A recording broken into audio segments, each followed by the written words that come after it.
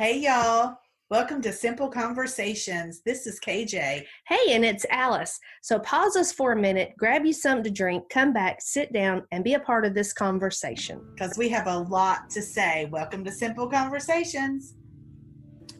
Hey, y'all. Welcome back to Simple Conversations where grace meets strength. Hey, Alice. Hey. How are you? Good. So good. Good. This is interesting. The way we're doing podcasts today. It is interesting. You have to put your head in here every now and then. Just every now and then. I do. Yeah. Put my head in what? They can't see us. So we're using Zoom as our platform. And today we're together. Yep. Sitting on a sofa. In a house that neither one of us belongs to neither one of us. No. It's almost yours though, because you cleaned the cobwebs off the front porch. I couldn't take it anymore. Couldn't handle it another second. I had to get them all. I got the broom and I did the dining room and the living room and the front porch. Yep. Mm-hmm. Yep. I looked at them for almost 24 hours first. Yep. That's huge. That's huge. Yeah. Okay, so yes, so our format is different. So we're sitting on the couch together. We have the computer between us, so we hope you can hear us well. We have some background music that's tranquil. And the man next door is mowing the grass. He is. So you might hear his lawnmower. We wanted to sit outside, but he went to the front yard, so we didn't. But we are going to record a podcast outside before we leave. Yes. This cute little quaint town in North Carolina. We are. That has the best Mexican food. Oh, so good. That guacamole was delicious. It was. And hey, for our Virginia friends who know what we're talking about when we say white sauce, they had white sauce. I was so surprised. Uh-huh. And that's what we said when we pulled up. When we pulled up into the parking lot, they're not going to have white sauce, right? Because that's only a Eastern Virginia thing. Right. Actually, a Tidewater thing. Right. And then I go to, where did I go? I went to the restroom. Maybe. You went and got hand sanitizer. I went and got hand sanitizer. Mm-hmm. And when I came back, you said they have white sauce. I was like, it was my so whole good. Life is made. Right? It was so good. Yes. Anyway, okay. Mexican food is the way to my heart. Yes. I haven't stopped thinking about it. Yeah, I love fresh guacamole. Yeah. Love fresh guacamole. It was delicious. Mm-hmm. Delicious. Okay, so our topic for you today is journaling. Yes. So what's the first thing that comes to mind when we say journaling? So for our listeners, go ahead and get that in your head. What is that? What's it look like? What do you know about journaling? Do you practice journaling? I love the word practice because it allows, there's room for growth. Yes, of course. There's wiggle room. I love the word practice. So we're going to tell you kind of what our journey with journaling has been. That's a mouthful. Right? Our journey of journaling. Yes. Oh, we should call this podcast. That's the name of it right there. Of journaling. That's it. I'm writing it down. Okay, KJ, start us off. What has been your journey of journaling? So I think that I have not always journaled. Okay. And I was never that child that had a diary. Oh, okay. I was never that child that wrote things down. But I started journaling 27 years ago after I lost my first son. Okay. And so, but that was a very simple daily gratitude journal. Okay. And so really the purpose of that was to refocus my mind. Okay. In times of sadness. Sure. So where'd you learn that? Like who suggested that? My grief counselor. Oh, okay. The grief counselor. And so she also encouraged me to journal feelings and stuff like that. And I wasn't ready to be that vulnerable. And honestly, when we start talking about how we have evolved with that, then I'll move into that part. Okay. But I really started with a daily gratitude journal, and I started with like 3 things I was grateful for. Okay. And she encouraged me not to use the same 3 things every day, right. Consistently, habitually, because I mean, I could totally do that and then call it journaling, you know what I mean? Or call it trying to refocus my emotions or but yeah. And so, that's really how I got started, was after the loss of my first son. Okay. And so, and it's very interesting how I have incorporated it at times in my life, and then other times I've completely abandoned it. Uh-huh. Yeah. So, but the way I journal now is totally different than I've ever journaled in my life. Okay. So how did you get started journaling? I'm trying to remember. Were Like, you a when- child that kept a diary? Did you have like the secret diary that you put under your pillow? Like, I don't remember that, so I'm Okay. gonna say no. okay. When did I first start writing? I would guess it would be in our marriage. I don't remember writing before Timothy. Okay. And my early on journaling, and I have them all. Like I say them all. I have many old journals. None of them are complete. Okay. It's some pages here and some pages there. And like I wanted to do it, love the idea of it, never stuck with it. Okay. And probably only journaled when I was in a difficult situation to process. And I'm not sure I knew then that I was processing, but looking back on it, That's what you were doing. Yeah, for sure. Yeah. I could totally relate Yeah. to some of that too. Like I have many journals. I've saved all of my journals. Uh-huh. Some of them are full, others of them aren't, like a page Right. here and there. Yeah. And it's really interesting because I journal about different areas of my life. Okay. And so I have a journal for different things. Okay. Would you journal in more than one book in a season? Yes. Oh, okay. Yes. Okay. Yes. Now you were talking earlier about practicing gratitude. Now I have practiced gratitude separate from journaling, Okay.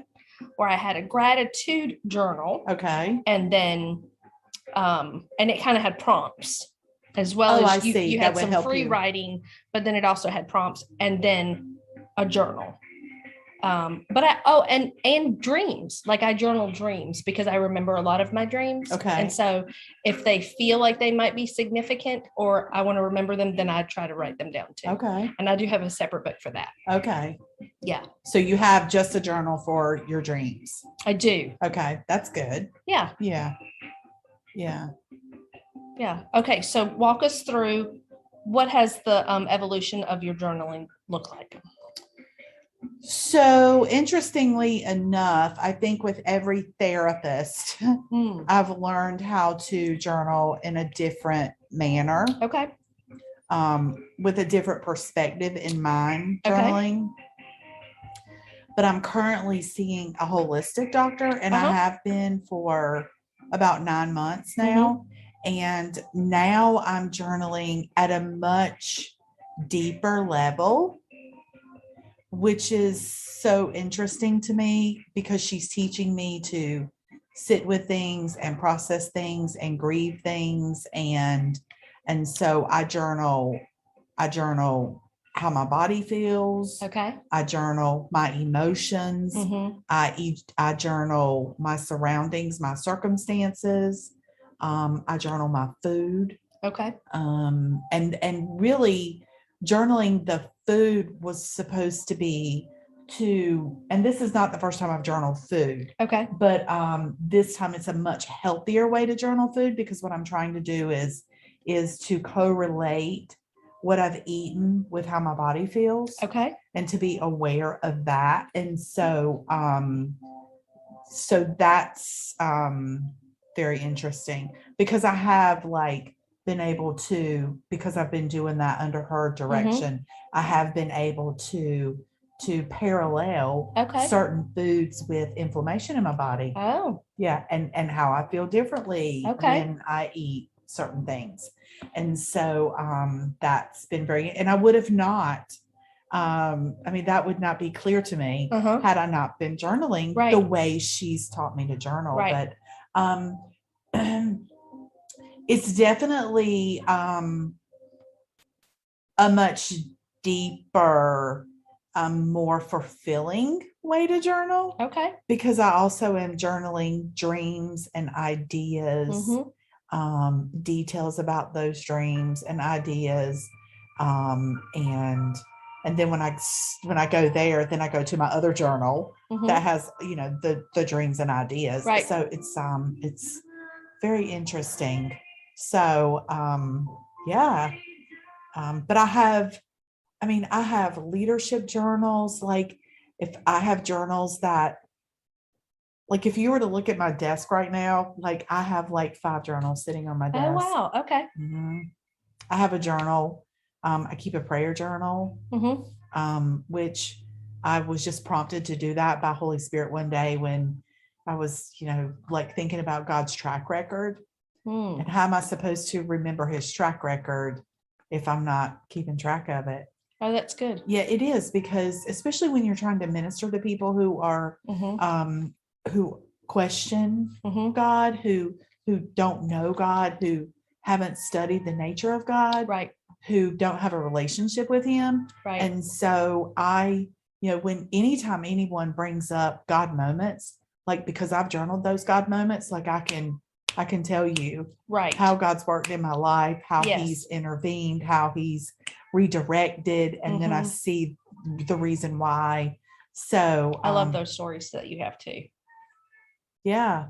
So but I love now that I'm so free with the way that I journal, because there's no, it's a lot of vulnerability. Like really, that's just something that I've gotten comfortable with maybe the last 3 or 4 years, is just being vulnerable. And that started in my journaling. And I don't care who reads it. Right. Like I can remember journaling before about my life and my situation, and I would journal it, and it would seem so like dramatic and traumatic and sad and very accusatory of certain people. And I didn't want people to read, like I didn't want anybody to read that. And what I know now, the reason why I didn't want anybody to read that, because that was only my perception of the situation, and it really wasn't that. Well, I mean, it was right. It wasn't. Yeah, I don't want to say it wasn't that bad, because when I was journaling, it felt that. Sure. Yeah. Sure. But I'm very emotional. I'm very sensitive, and sometimes that can lead to dramatic. And so some of those journals are like, like I will say that there's one particular journal that I burned. Wow. Because I didn't want anybody to read it. Now I really, as a matter of fact, my prayer journal, I want people in my house to read it. Right. And so it stays on the coffee table. I don't know if people read it. Right. But that's where I leave it. That's interesting. Do you think though that part of that evolution of how you've journaled had to do with, emotional maturity? Sure. Spiritual maturity? Sure. Our life experiences have added to it. Yes. Yeah, I think so too. I used to journal. Gosh, they probably all sound the same. Like I could read pages and pages and it would be the same stuff, because I would journal when Tim and I might be in a difficult season or there was some type of chaos. Like I never journaled happy thoughts or happy moments. Okay. Like it was really, and I guess maybe now when I'm saying it out loud, maybe I did use it as a place of processing. Maybe there wasn't a person that I could externally process with. So maybe the writing was part of the process. That totally makes sense. I tell clients to do that. Actually, I don't think I realized that is what I did. But I don't even like to go back and read it, because it's like, oh my gosh, would you stop, Alice? Like, would you just stop? Yeah, that's how I feel when I read it now. But mine has grown in the sense that like you, I've journaled prayers. I do that when I'm in seasons where I feel like my head is cluttered. Oh, yes. And it's hard for me to focus on having a conversation with God, but I can focus if I'm writing it. Yeah, and do like a brain dump. Right. Yes. And that's much easier for me. So I do that. I do really appreciate practicing gratitude. I can definitely see how that has evolved in my life and how it makes such a difference with me. Does. So when I first started doing that, I would practice gratitude. And I don't even remember where I first heard about it. but it really hasn't been that long, like in the last few years when I started. And I would practice like 3 things in the evening Mhm. of things that I, was grateful for. And then I moved it to the mornings. Okay. And I think for a season, like I tried to do 10 things. Like that's a lot. Yeah, I've done 10 things. Yeah, Um, kind of evolve like 3, 5, 7, Right. 10. Yeah. And like you, try not to say the same things over and over. But most of the time, the things that I'm grateful for really are the little things in life. Yeah. Like I'm grateful for seasonal changes, and I'm grateful for a hot shower. Yeah. Like I love a hot shower. Yeah, me too. I'm grateful for, the routine that I have. Like it would be simple things more than like the big things that would happen. It would be the people that were in my life, or, some of the relationships, or really the really mundane, everyday kind of things. Don't you think that that's really the definition of gratitude? Because I think a lot of times people are so grateful for the big things, Mhm. and then they forget to Lose be sight of- grateful. Yeah. Yeah. Because look, Mhm. we don't know how it feels to ever be without hot water Right. because we're privileged. Right. Okay. Right. And so for you to be grateful for a hot shower, I mean, when Mhm. was the last time anybody said, oh, I'm so grateful for a hot shower? Yeah. Because we take it for granted. Mhm. Yeah. Yeah. Yeah. That's true. Yeah. Where do you think the vulnerability of journaling came from? Like, why do you think in this season it's safe to be vulnerable to journal, where before you didn't think it was or didn't feel like it was? I think that's really because I need vulnerability in different areas of my life. Mhm. Yeah. Yeah. Because you can't have authentic relationships. Right. Right. So for our listeners, we've been doing a little dabbling in the Enneagram, and I am a type 9, and I have both 8 and 1 wings. So I am a peacemaker with a challenger and a perfecter wing. And KJ is a 7 with an 8 wing. So 7 is your enthusiast. It's also called, I'll find it. And she also has an 8 wing, so the challenger. So it is the challenger in both of us that really resists vulnerability, because Yeah. the core fear of your challenger, which is the type 8, is the fear of being betrayed. Yeah. So we've talked about that just a little bit. Maybe we'll do a podcast on that. We are certainly The not adventurer. experts. The adventurer. The adventurer. Mhm. Or enthusiast. Yeah. Yeah. You want 7s at all your parties. You want 7s as your friends because they're the planners, they're the fun ones, all of that. And we'll have to talk a little bit more about that on another podcast, but about the people in our life and what we've learned and how we've processed those things. So yeah. So Yeah. vulnerability was something that I also struggled Yeah. with, not really in my journaling, but definitely in my life. Yeah. Yeah, for Well, sure. I think really where it started for me is there was no way that I could ever be vulnerable with my husband or be, more vulnerable Right. with my husband if I wasn't with myself. Sure. Right. Yeah. And then, excuse me, how can I be vulnerable in my friendships? Mhm. Because we were just talking about this like last night. Like I have these big walls Mhm. around my life Mhm. because I've been betrayed. Right. And that's And been betrayed. huge. Yeah. Like it was huge. Like, Mhm. yeah.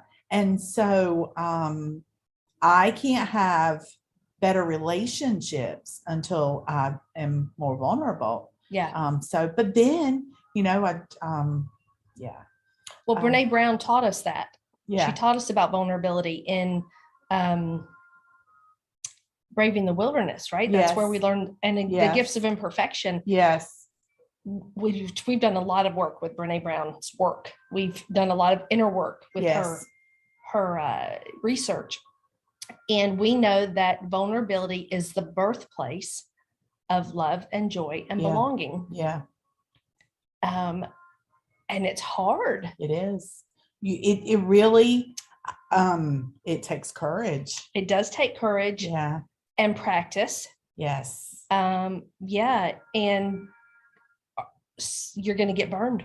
Yeah. It's part of the process. Yeah, it's part of the process. Yeah. Yeah. Yeah. We're never going to be vulnerable and safe at the same time. Completely. Oh, that's so true. Yeah. Yeah. Yeah. Cause and I mean, I don't know a whole lot about the Enneagram, but what you have taught me and what I have dug into a little bit, but like one of my things is feeling secure. And so Right. if I have to let go of security to be vulnerable, a lot of times I'm not going to do that. Like Mhm. because that puts me somewhere that is like really disturbing to my Mhm. soul because I need to feel secure. Right. So, and then, when you do let down that safety net and become Mhm. vulnerable with someone and then they betray you, Mhm. it's like, oh, wow. Okay. Well, now I've learned I can never get that close to someone else again. Mhm. I can never trust anyone with that again. Right. Yeah. When So really the truth of it is we couldn't trust that person with it. Yeah. Right. Yeah. Right. Yeah. Which is definitely requires growth and journaling and Yeah. processing. Yeah. And when you said when we first started use the verbiage, learn to sit with yourself. Yeah. It wasn't until Anna Dimmel came into my life that I learned the verbiage of sitting with myself. Uh-huh. And I love it. Well, yeah. Yeah. Because it's yeah. Now, do I love doing it? No, because it's messy and it doesn't feel good. And Right. It would feel so much better just to avoid all of that. Right. Yeah. And I would avoid with busyness Mhm. for sure. For sure. Yeah. That would be my vice. Like I'm sure some food things. Like I'm sure that I do that.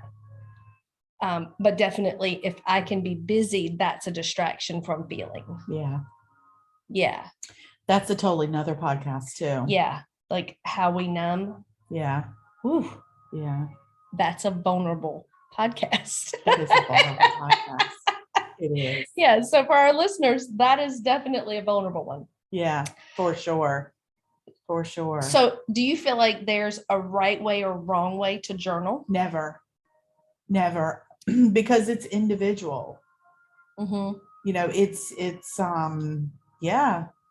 I think that there are prompts that can get you started because I like what you were saying before, your gratitude journal would kind of, prompt you. I think and I've used books before that prompt you. But when it's just pen to paper, I don't ever, and it's you and your thoughts and the pen to paper, there's not a right or a wrong way.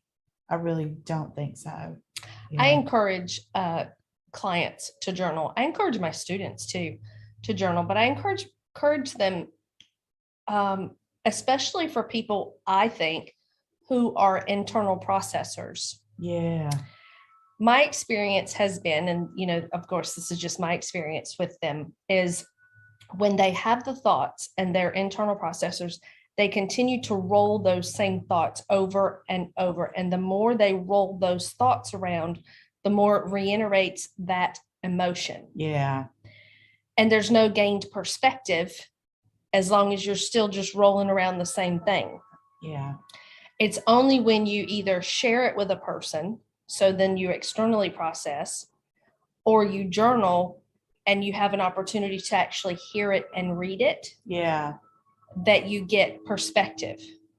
Now, I say that while I was saying that, I do think that Holy Spirit can give you perspective. Yes. I think it's a lot more challenging to hear Spirit give you perspective if you're not asking for it. Right. If you don't know you need it. Right. I think it would be easy to dismiss perspective as another thought that I had. Yeah. Yeah. Right? Yeah. Like, why would I think that? That's crazy. Because that's how spirit talks to us. It's in our Yeah. own voice, within us. Right. Right. So not, if I'm not really in tune to recognizing the voice and I'm not seeking after hearing the voice. But I have learned that when you read it sometimes differently than you heard it in your own head. Yeah. And it gives you an opportunity to, I think, own your stuff a little differently. I would agree. Yeah. I think the same is true when we can process with someone, for those of us who enjoy processing out loud with somebody for perspective. I think the same is true when you say things out loud. Sometimes you don't even need the other person to say something, because again, it's you hearing it out loud. You hear it differently than when you just have it rolling around your head. So I tell them, you just have to get it out. It doesn't matter how you do that. That's right. It doesn't have to make sense. It can be bullet points. It can be raw emotion. It can be, to anyone else reading it, gibberish. It doesn't matter. Yeah. As long as you are getting out of your heart and your mind the things that need to come out. Yeah. Because then it's easier to process. And when we were talking about sitting with it not feeling good, it doesn't feel good while it's in there either. No. And it will bubble up at Yeah. the worst time. Because the body keeps score.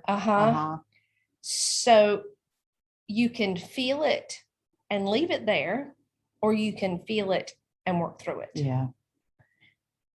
If you feel it and work through it, then at least there's some light at the end of that tunnel. I believe that. Yeah. Yeah, absolutely. And I do think journaling is a wonderful tool to practice for healing. Yeah. For different seasons of life. Yeah. And like you were saying, how you do a keeping track of God. Like, what was your words? What'd you say to that? Well, I keep a prayer journal. Right. Right. Yeah. And so I it's a track record. Right. Track record. Yeah. I think the same is true when we go back then and look at stuff, because you can think, wow, I don't feel that anymore. Wow, I do see that situation differently. Yeah. Or, you can, like some of our conversations last night. Wow, I've grown so much since then. Much. Yeah. Wow. Yeah. Like, it's hard to even believe that I felt that way about that thing then. Yeah. Yeah, because I've moved so far from it. Yeah, because it's not a big deal. And I will say, like, when I look at some of my journals are just words, incomplete sentences. Right. Some of them are bullet points. Like, not every day looks the same. Right. And I do like to, it's very interesting. Like, I like to put the date and the time of day that it is. Oh, I do the date, but I don't do the time of day. That's interesting. I do, because because my journaling is different in the morning versus at night, because at night, like, I've experienced the world all day. Like when you were saying you used to do gratitude at night and then you went to the morning. What was opposite for me, I started off doing it in the morning, and sometimes it was very hard for me it was challenging, I should say, to come up with something that I was grateful for. I hadn't experienced the day yet. Okay. And so, his mercies are new every day. Let me see what today looks like. And so when I started doing my gratitude journal at night is when I could really flourish in gratefulness, because I could reflect over the day. And it's just the day that I reflect on. And I could really see the small things that I was grateful for. Yeah. It seemed like when I started my grateful journal in the morning, they were the big things. Okay.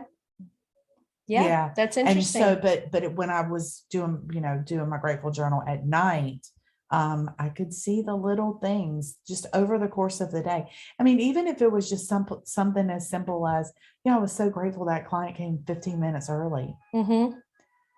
Right. I mean, it got me out 15 minutes earlier. Or I was so grateful that client came 10 minutes late, because I had the opportunity to use the bathroom, brush my teeth, get a snack. Like, just, the little things. They really do matter. That before maybe would frustrate me, but now I've learned how to look at those with a different perspective and be Mhm. grateful for them. Yeah. Yeah.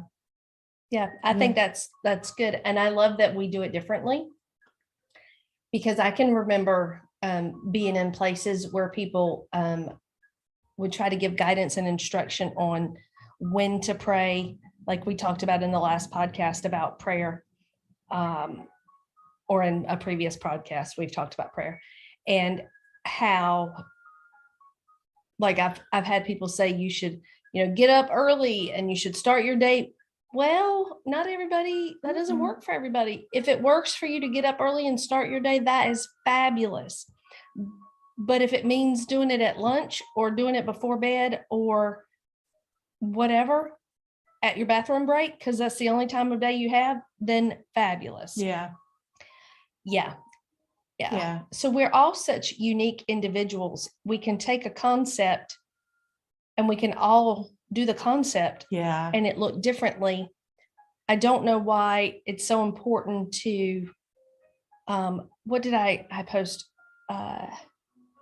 Something about unity does not have to look like conformity. Oh my goodness. Look, that's a word for the masses. I'd have to go back and find it, but it is something like that. Like unity doesn't have to look like conformity. Like we don't all have to do it the same way Yeah. to benefit from doing it. Yeah. Like, Yeah. yeah. Can I just tell you that my favorite journal to reflect back on was I did a 30-day pray for your husband. Oh. Mm-hmm. And that was when I first started, when I first went back to church, and I had someone that she came up to me and asked me, so are you married? And I said, yeah, I'm married. And I said, yeah, but I've spent the last like 15 years looking for an apartment and decorating it with furniture that I couldn't afford. And she was like, oh, wow. It was almost like pity that she felt sorry for me. Mm-hmm. And so she challenged me to this 30-day pray for your husband, whatever. And she gave me this little book, The Praying Life. Okay. And so this is how to start, praying for your husband. And so I remember distinctly the first time saying, pray for him. Somebody needs to pray for me for staying with him for this long, right? And so it's funny now. It really is. But I was serious. Yeah. And so anyway, I didn't start it right then. And the next time I saw her, she asked me had I started the, 30-day pray for your husband challenge. And I was like, no. And so like after like the fourth time I was going to see her, I was like, okay, I'm going to start this. And I thought I had that book and I got me a little journal. And so I started keeping a journal of the suggested prayers of this little book, right? And so like the first 11 days was ridiculous. Mm-hmm. Like I would pray for all these ways that I wanted God to change him according to whatever the prompt was that was going to help me pray for my husband, right? And so anyway, it was so ridiculous. Well, on day 11, Holy Spirit spoke. I mean, like, it was loud and clear in my spirit that, okay, Missy, see, when I'm being sassy, like there's a person in my life that when I would be sassy, they would call me Missy Miss. Okay. And so it was obvious to me now when I felt in my spirit, okay, Missy, you need to simmer down because the only one that needs to change is you. And when I wrote that in my journal, like I wrote it like in these bold black letters, that journal, that 30-day pray for your husband challenge transformed my life. Wow. Transformed my life.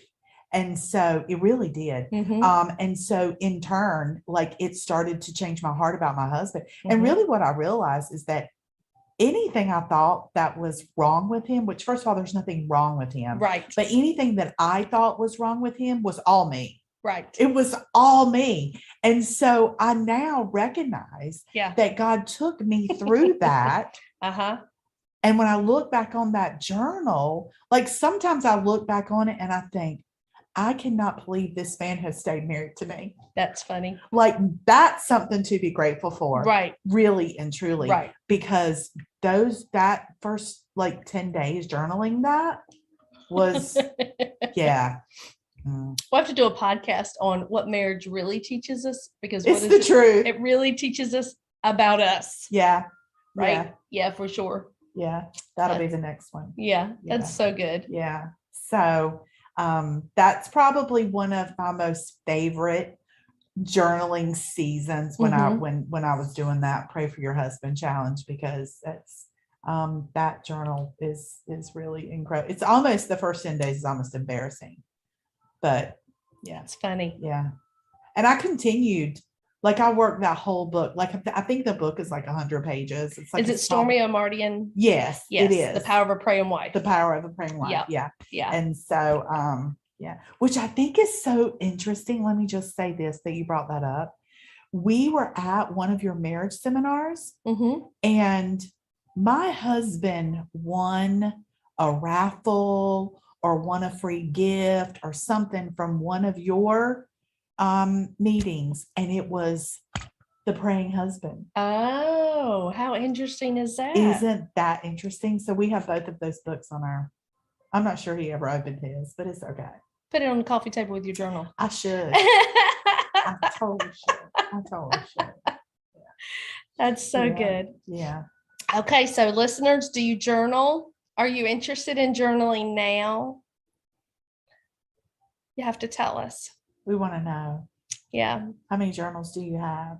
Do you put all of your stuff in? Do you put, so like, honestly, like I have a journal that are just ideas for like my hair salon.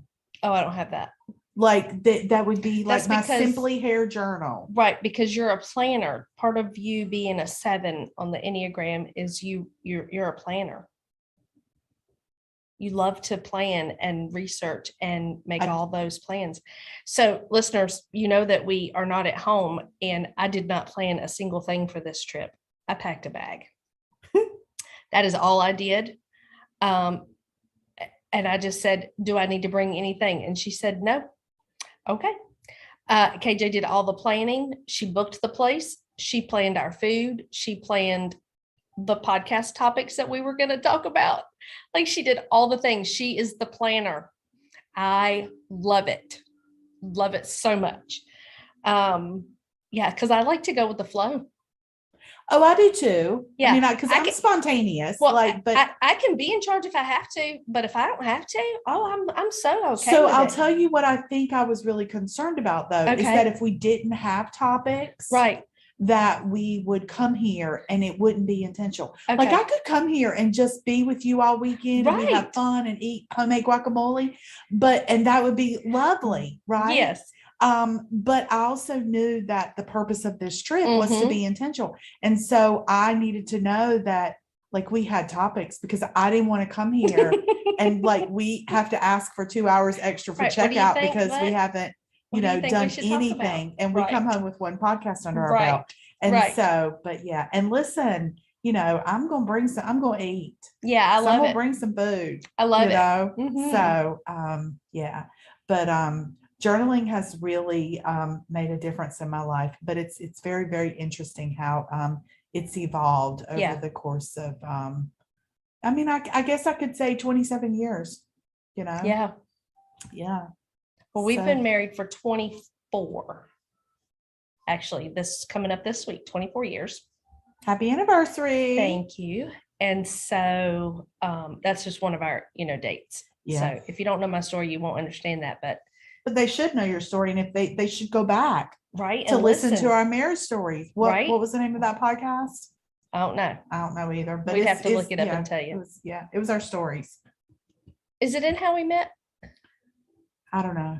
It's in one of the early ones. Yeah, because we specifically talked about our marriages. We did. Yeah. So if you've just started listening to us, wow, we're so excited to have you. Yeah. Go back to the beginning. Yeah. Because you'll really get to know us if you start at the beginning and work your way forward. Yeah. Yeah.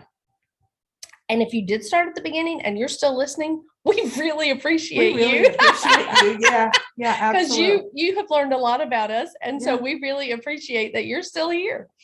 So also too, listeners, if you have a favorite journal, Mhm. like that you think that would add value to other listeners' lives, like, yeah, let us know about that. Yeah. Yeah, for sure. Yeah. And if you don't know how to start journaling, you should get Alice's Life Designer. Oh, that's nice. Thank Yeah. you. And don't Yeah. forget to use that coupon code. Right. And it's only good. Well, by the time they listen to this podcast, it might not be good anymore. But if they messaged me privately, I would Mhm. probably still do a 10% Yeah. on the Life Designer. And if they went Mhm. ahead and bought the year's worth, I would probably still approve a gift for the Yes. podcast. from the Yeah, for sure. podcast. Yeah. Yeah. So All right. Thank you for listening. y'all get to journaling. Yeah. And let us know how it's going. Yeah. We're super excited for you. And if journaling has been, something that was significant to you, let us know that too. So we love you. Thanks for listening. Thanks for listening, y'all.